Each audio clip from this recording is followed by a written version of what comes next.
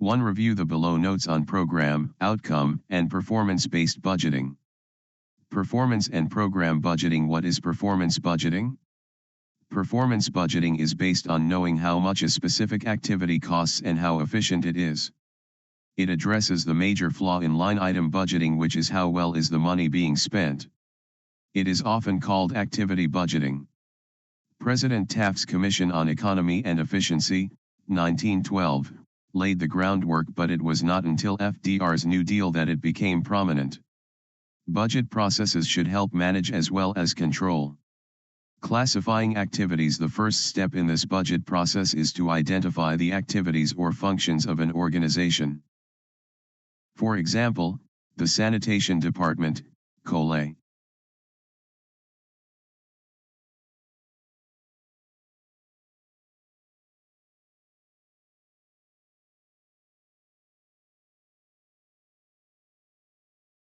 Collects trash, cleans streets, removes snow, etc. These are the activities or outputs of government.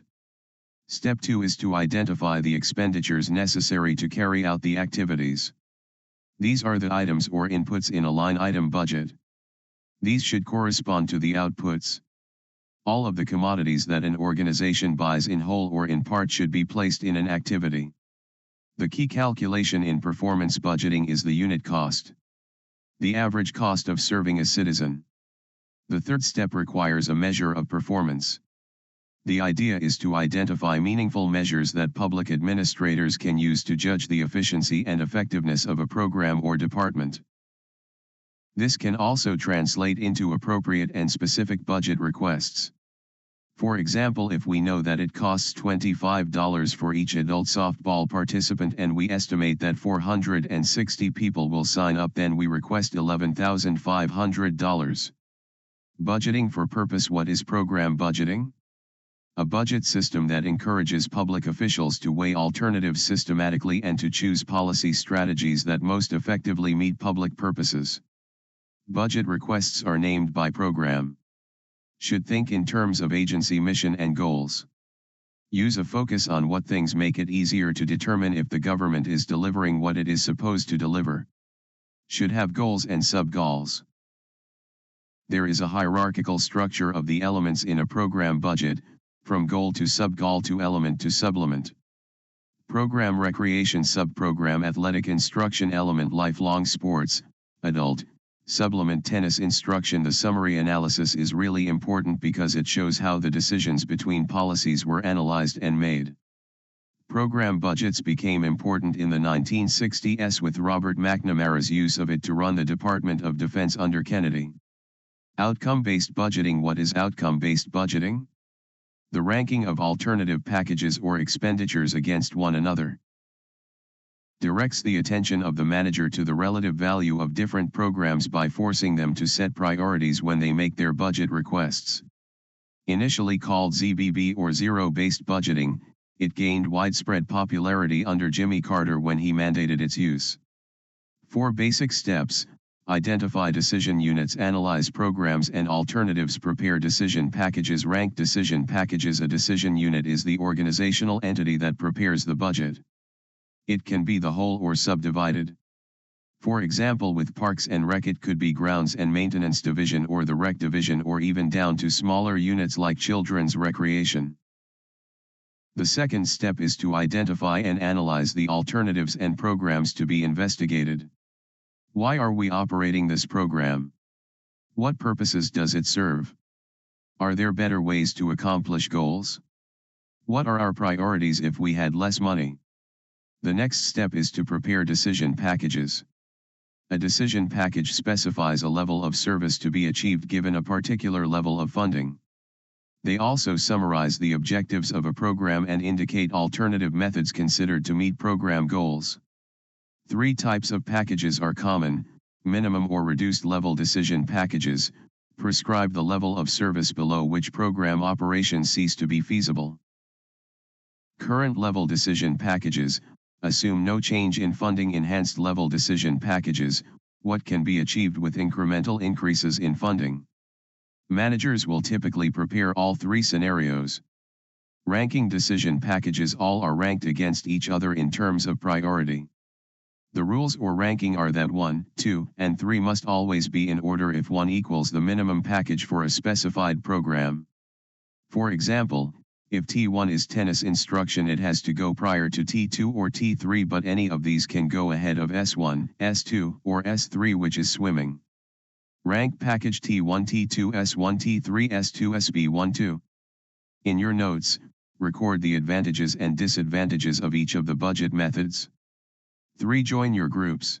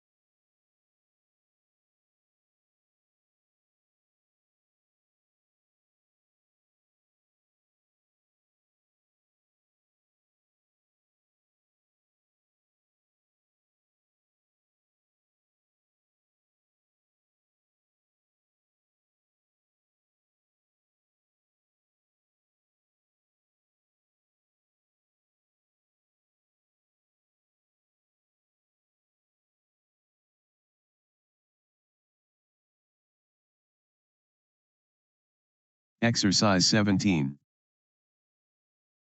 Performance and program budgeting. Budgeting for efficiency.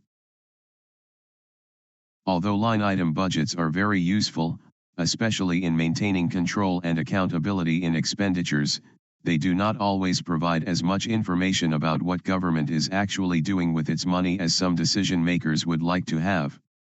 Budgets may tell us, for instance, that the Department of Parks and Recreation is proposing to spend $1,750 on grass seed and fertilizer, but offer no clue as to whether it is an efficient use of public money. What exactly are we getting for this $1,750?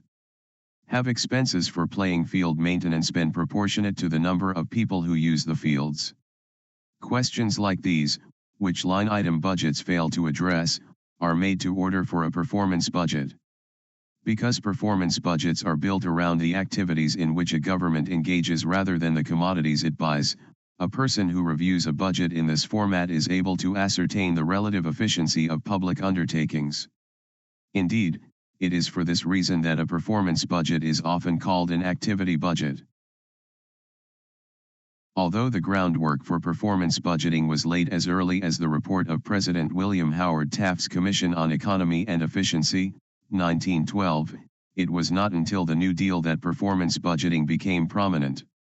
As the scale of government grew and its programs became more complex and far-flung, a need was felt for a budget system that offered more than control over expenditures. Budgeting processes should help manage as well as control, it was argued. Budgets should tell us what services we are getting for our money and point out where there are inefficiencies. This format received widespread attention from all levels of government from the 1930s through the 1950s. Many of the concepts it introduced remain part of contemporary budget practices and, as we shall see in Exercise 18, the calculation of cost per unit of activity or performance is an important building block for budgeting that establishes priorities when cutting overall spending. Classifying activities. How exactly do performance budgets work? The key is the way expenditures are classified. Instead of listing, line by line, every item that an organization buys, expenditures are grouped according to the organizational function or task they help fulfill. Thus, the first step in the preparation of a performance budget is to pose and answer the following simple question: what exactly are the activities or functions of this organization? If you ask this question of the city sanitation department, for example, you will probably get answers such as collects trash, cleans streets, and removes snow. If you are dealing with the State Department of Agriculture, Answers might include inspects farms, certifies organic produce, encourages vegetable production, promotes exports, and preserves farmland. Note that the answers always begin with active verbs: collects, cleans, removes, issues, certifies, encourages, promotes, preserves, and so on. These are the activities, or to use the professional jargon, the outputs of government. Having determined the activities of the unit to be budgeted, the next step in constructing a performance budget is to identify the expenditures that are necessary to produce the various activities. These are the items in a line item budget, or the inputs that correspond to the outputs. All of the commodities that an organization buys should be allocated, in whole or in part, to one of the activities in the performance budget. Obviously, this is not done randomly. In compiling a performance budget, one seeks to assign all the costs and only those costs that actually go into performing an activity. The key calculation in performance budgeting is to determine unit costs, the average cost of serving each citizen or paving each mile of road or issuing each license. By comparing the unit cost for a particular activity from one year to another, one can then get some idea of whether an agency is generally making better, worse, or the same use of its funds. In other words, are they being more efficient, less, or about the same? To illustrate this process, let us re-examine the budget for the Department of Parks and Recreation used in Exercise 16.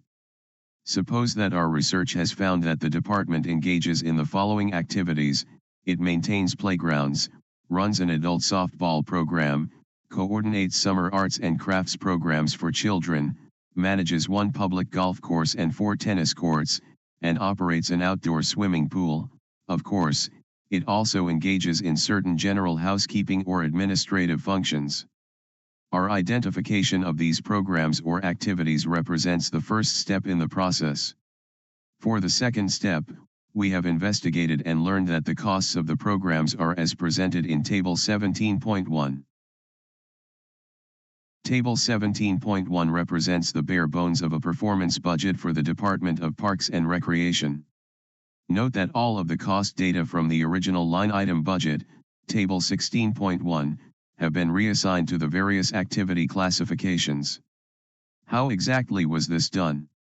Although for the purposes of this illustration the calculations are not shown here, we simply determined which expenditures were necessary to complete each of the activities. For instance, the $36,200 required by the playground maintenance category had appeared in the line item budget, Table 16.1, as parts of 4 different lines: $16,000 for maintenance, $14,300 for seasonal maintenance, $4,600 for equipment maintenance, and $1,300 for grass seed and fertilizer. This gives us a budget that tells us not just what things we plan to buy but what specific activities will be accomplished by our expenditures. Table 17.1 Program Costs, Department of Parks and Rec. One more step is necessary to produce a true performance budget, however. The third step requires the budget maker to devise specific measures of performance for each activity in which an organization engages and to calculate the unit cost of each. In the Department of Parks and Recreation, we might want to measure the performance of the tennis program by estimating the number of hours the courts are actually used.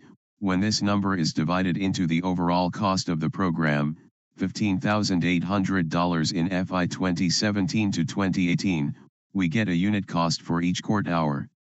Alternatively, we could determine a unit cost for each person served in a tennis instruction program. This process is repeated for each activity. The idea, of course, is to identify meaningful measures that managers can use to judge the efficiency of the organization's operations. It accomplishes little to generate statistics unrelated to the central purposes of the agency's programs. Table 17.2 provides a more complete version of a performance budget for the Department of Parks and Recreation, including unit cost information. It should be emphasized that the techniques of performance budgeting are used not simply to display data in budget requests but to allow legislators and elected executives to evaluate the performance of agencies. If we find, as Table 17.2 seems to indicate, that the arts and crafts program is costing markedly more over time for each child taught, we may want to investigate why unit costs are rising so precipitously. Conversely, once we are able to identify a stable pattern of unit costs, we can use estimates of demand for compiling our budget requests. If we know that it costs approximately $25 for each adult who participates in the softball program and can estimate that 460 people will sign up for the leagues next year, we know our budget request must be $11,500 for the program. 1. Table 17.2 Program and Unit Costs, Department of Parks and Recreation. Activity. Budgeting for purpose. Performance budgeting assesses the efficiency of government operations by examining and comparing the unit costs of public services. But, we can walk through the woods very efficiently but get lost nonetheless. With government programs as with walking in the woods, we need to know if we are headed in the right direction, not just how fast we are getting there. Program budgeting is designed in large part to tell us just that. A program budget forces policymakers to identify and evaluate the goals of public programs and to develop means that are optimally suited to reaching those goals. Where performance budgeting focuses on inputs and outputs, program budgeting encompasses inputs, outputs, and impacts or results. Program budgeting encourages public officials to weigh alternatives systematically and to choose policy strategies that most effectively meet public purposes. Program budgets are distinguished by the fact that budget requests are arranged, as the name suggests, by programs. That is, rather than grouping together all personnel costs and all supply costs as line item budgeting requires or classifying activities after the fashion of performance budgeting, program budgeting requires that budget managers think in terms of agency missions or goals. The broad set of goals for an organization provides a set of categories for organizing and evaluating public expenditures. This arrangement is designed to serve as a reminder that day-to-day operating costs or even organizational activities are not ends in themselves. The purpose of government is to provide certain services, to accomplish things. Program budgets focus attention on what those things are and make it easier for officials to determine if government is delivering what it is supposed to deliver. The structure and logic of program budgeting can be illustrated by reference to our hypothetical Department of Parks and Recreation. You will recall that the final performance budget for the department, Table 17.2, classified expenditures according to 7 key activities, such as playground maintenance, adult softball, and arts and crafts. Moreover, for each of these activities, unit costs were calculated. To create a program budget for this department, we have to refocus our thinking and ask ourselves, what are the goals or purposes of this unit of government with respect to parks and recreation? Each goal or purpose is considered a sub-goal.